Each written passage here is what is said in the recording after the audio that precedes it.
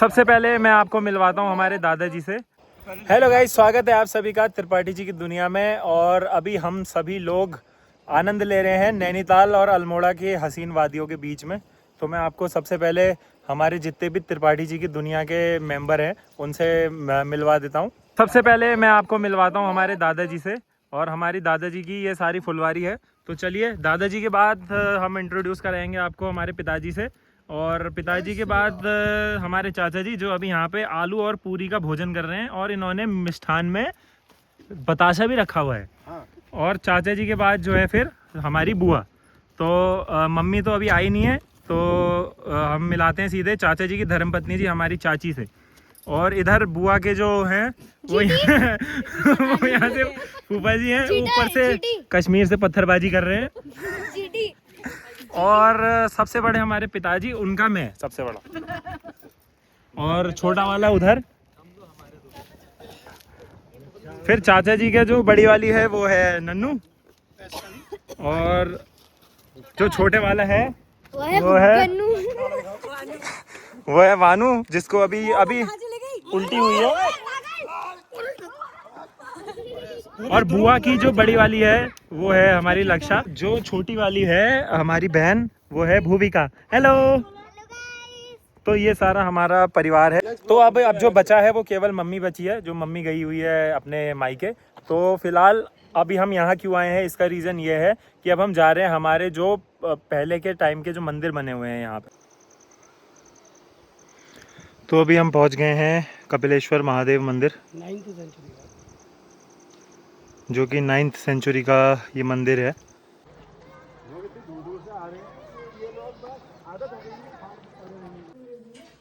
ये 8वीं शताब्दी का है ना मंदिर? हाँ, 8वीं शताब्दी, 9वीं शताब्दी का। एक मंदिर है कपिलेश्वर मंदिर, वो है 8th सेंचुरी का। तो वहाँ से अब हमें दर्शन करके आ गए हैं। अब हम आगे जा रहे हैं, यहाँ से 3 किलोमीटर का पहाड़ी पूरा रास्ता पूरा ट्रैक करते हुए अब हम जाएंगे काईरो, काली मंदिर जो है वहाँ जाएंगे।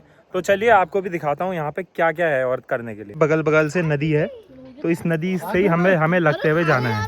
तो पिताजी तो भोजन के बाद विश्राम में है थोड़ा सा। तो गाइस ये देखिए, ये हमारे उत्तराखंड में चीड़ के पेड़ होते हैं, और ये जो मार्क्स हैं इसका मतलब ये है कि इस पेड़ में से इसका ग्लू निकाला गया है। चलो जी, अब अपना ट्रैक कंटिन्यू करते हैं। तो ये जो पिरोल होता है ये इतना चिकना होता है, इसमें सब पैर फिसल जाते हैं। आराम आराम से चलना होगा इसमें। गुली जी यहाँ पे तो बिल्कुल विशालू की झाड़ी यार, झाड़ी हो गई है बिल्कुल। विशालू ऐसा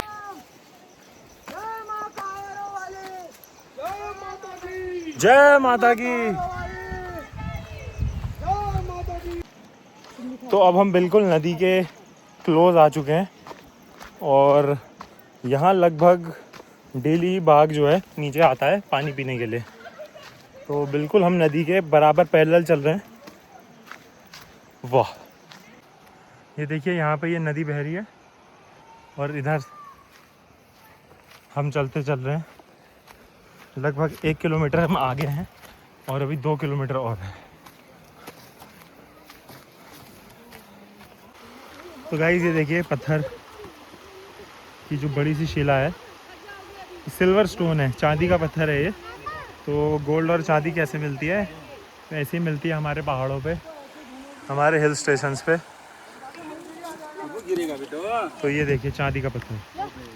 तो अब हमारा पहाड़ का ट्रैक हो चुका है 2 किलोमीटर का लगभग, और अब हम बिल्कुल नदी के ऊपर से ही जा रहे हैं, मतलब नदी में चलते हुए।